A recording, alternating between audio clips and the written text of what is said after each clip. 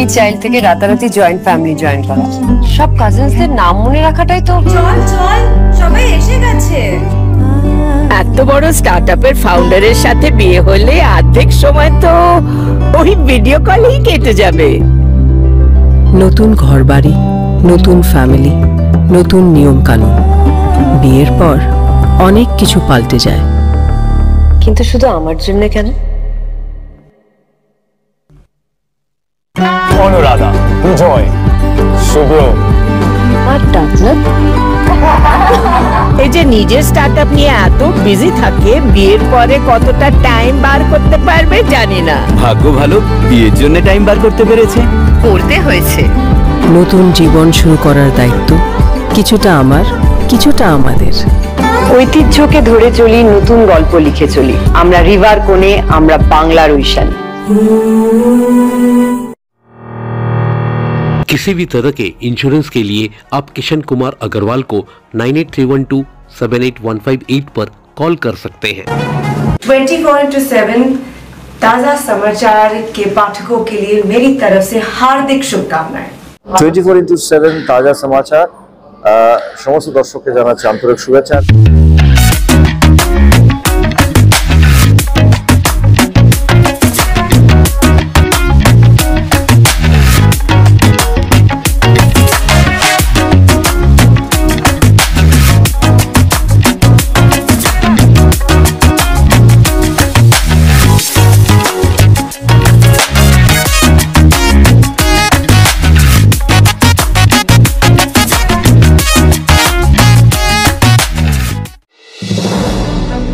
हाल ही में महांगर में आयोजित एक कार्यक्रम के दौरान आजकल के नए सिंगर और सिंगिंग रियलिटी शोज के बारे में सिंगर जोजो मुखर्जी और नचिकेता चक्रवर्ती ने अपनी राय दी है।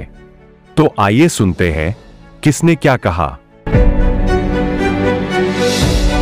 দাদা, আজকালকার যারা নতুন সিঙ্গার উঠে আসছে তাদের মধ্যে তুমি কি কিছু মানে ট্যালেন্ট খুঁজে পাও? কেন তারা আবির্ভাব হয় এবং আবার হারিয়েও যায় খুব তাড়াতাড়ি। এটা তো অন্য কারণে, সে তো মেটেরিয়াল থাকে না বা ওদের কনসিস্টেন্সি থাকে না, সেই জন্য সেটা অন্য কারণ। আর ব্যবসা হয়, একটা প্ল্যাটফর্ম থেকে এক একজন উঠে আসে, সেখানে এক বছর ব্যবসা হয়, তারপর আবার তাকে ফেলে দিয়ে আবার নতুন বছরে যে আছে সেটা হয়।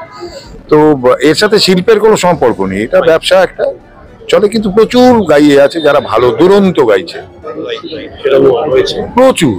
আমরা রিসেন্ট টাইমসে দেখছি মানে প্রচুর মানে রিয়েলিটি শোজ হয়, মানে যেটাকে আমরা বলি সিঙ্গিং রিয়েলিটি শোজ। সেখানে কি মানে জাজমেন্ট যেটা হয় সেটা কি তোমার মনে হয় যে মানে একদম অ্যাট পার জাজমেন্ট হয়? দেখো, যেগুলো মুম্বাইতে হয় সেগুলোর কথা তো আমি বলতে পারবো না। ইনফ্যাক্ট কলকাতায় যেটা সব থেকে বড় হয় সারেগামাপা, আমি সেটার সঙ্গে যুক্ত আছি কয়েক বছর ধরে। সো আমাদের এখানে খুব ফেয়ার জাজমেন্ট করার আমরা চেষ্টা করি, এবং সব সময় যে সেটা খুব অডিয়েন্সের সঙ্গে যাবে তার তো কোনো মানে নেই। কারণ অনেক সময় তাদের সঙ্গে মেলে না বলে তারা অনেক ট্রোল করে। এক্সপেকটেশন তো সবাই করে কম বেশি, হ্যাঁ। সো কাজেই কিন্তু মানে এবারে যেটা আমাদের হয়েছে সেটা খুবই কম মার্জিনে যে ফার্স্ট হয়েছে বা সেকেন্ড হয়েছে বা থার্ড হয়েছে, মানে মোরলেস সবাই এত ভালো ছিল। We were like in tension কি যে কাকে কি করবো। তো ন্যাচারালি আর জাজেস প্যানেলের যেরকম আমাদের সকলের সবাইকে কিন্তু ভোট করার অধিকার ছিল না, সেটা একটা দিক। হ্যাঁ, মানে যারা যারা যে যার যার টিমে ছিল তারা যখন পারফর্ম করছে সেই জাজেরা তখন মানে বলতে পারবে না বা নাম্বার দিতে পারবে না। সেটা যদি পারতো তাহলে হয়তো আমাদের টিমের গুলোকে আমরা বেশি দিতাম, ওই একটা পার্সিয়ালিটি না চাইলেও হতো হয়তো। তো সেই দিক থেকে আমার মনে হয় ইটস ফেয়ার। যারা যে মানে যারা যে নাম্বারটা পেয়েছে, আই থিঙ্ক ফেয়ার এনাফ। আগামী দিনে তোমার কি কি আসছে একটু যদি আমাদের বলো। আগামী দিনে আমি একটা কৃষ্ণ নিয়ে সিরিজ করছি, সেখানে পলিটিক্যাল গান, কিন্তু মানে এমন নয় যে ভক্তিভাবের গান। আর কৃষ্ণের সাথে আমার পলিটিক্যাল একটা কনভারসেশন হচ্ছে এবং তার সাথে আমার একটা ডিলিং হচ্ছে, সেইটা নিয়ে একটা গান কৃষ্ণ তোমার সঙ্গে যাবো বলে এই 9 তারিখেই শুটিং গানটা গাওয়া আছে। এইসব হচ্ছে আর কি। মানে বিইং এ জাজ তোমার মধ্যে কি ক্রাইটেরিয়া মানে চলে যে আমি এই প্যারামিটারস গুলো দেখবো? আমি ডেফিনেটলি অনেকটা পারফরমেন্সের উপরে জোর দিই, কারণ যেহেতু পারফর্মিং আর্টটা মানে স্টেজে পারফর্ম করাটা আমার ফটে।